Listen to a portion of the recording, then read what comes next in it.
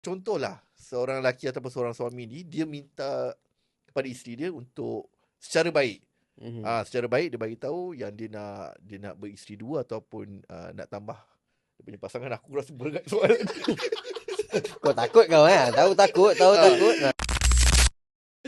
Okey, kita balik kepada hukum sebenarnya. Okey. Dia bab poligami ni, rasanya mungkin ramai dah tahu, tapi kita recall baliklah. Boleh? Dalam Islam ada 3 hukum untuk poligami. Sunnah, makruh, haram. Tang mana yang sunnahnya? Sunnah ni bila mana si suami ni, satu dia mampu lah. Dari sudut kewangannya, fizikalnya, apa semua, dia sihatnya. Satu lagi dia, bila sampai masa dia nak mengelakkan daripada dia berzina. Dia memang dah macam, kalau aku tak kahwin lagi satu ni, aku takut aku berzina pula dengan perempuan ni apa semua kan.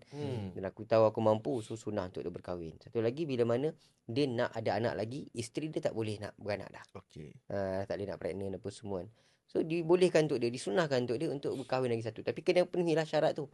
Kena lengkap dengan keperluan nafkah batinnya, dengan apa, dari sudut zahiriah pun, financialnya apa semua. Itu sunnah. Yang kedua makruh. Makruh ni kadang dia mampu dari sudut kewangan, dia kaya apa semua kan. Tapi isteri dia elok je layan dia apa semua. Tapi dia nak kahwin lagi satu disebabkan nafsu. Nak berlazat-lazat sahaja. Tapi dia mampu. Dia mampu. Dia nak menghalalkan semata-mata dia nak berlazat-lazat je.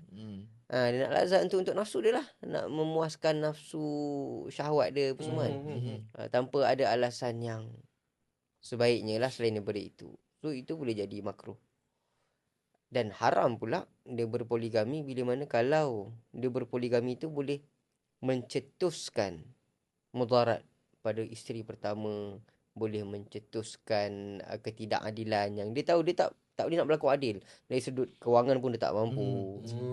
Dan dia pun tahu memang aku ni tak boleh nak berlaku adil pun sebenarnya. Isteri dia pun tahu dia tak boleh nak berlaku adil. Lepas tu kalau dia ni berkahwin lagi satu, dia akan panas baran dengan isteri pertama. Dia akan pukul isteri pertama ke. Itu jadi haram. So dia tak boleh berkahwin. Rindu pada tanah suci? Dapatkan di Haramain Spray Wangian Raudhah dan juga di Haramain Kasturi Spray dari Madinah Al Munawwarah.